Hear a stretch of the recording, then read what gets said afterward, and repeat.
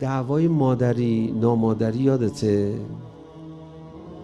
یه مادری و یه نامادری بود. بعد میگن، حالا اینجوری گفته میشه که امیرالمومنین اومد داوری کنه، فرمود خب بچه رو نصفش میکنیم. مادره گفت چی؟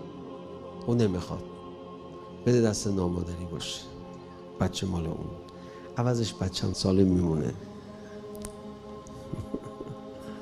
ای خدای من، میدونید تقریبا تو اسلام اینجوری شد، دعوای مادری با نامادری شد. بعد ائمه هدا در واقع فرمودن بذار دست نامادری بمونه، ما همه از دور به این بچه کمی میرسیم. میدونی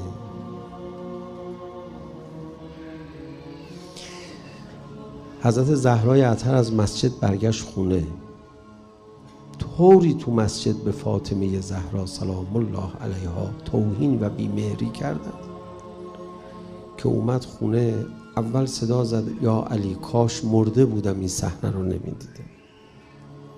بعد فرمود علی جان تو مثل کودکی که زانوی خودش رو گرفته در رحم مادر یه کنجی نشستی.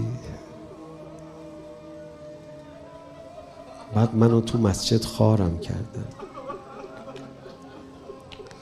گوش بده، فرمود فاطمه جانم این صدای اذان رو میشنوی؟ بله علی جان.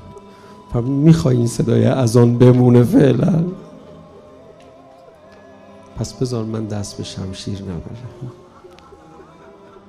چقدر قشنگ این دیالوگ. فقل حسبی الله، بگو خدا برام بسه.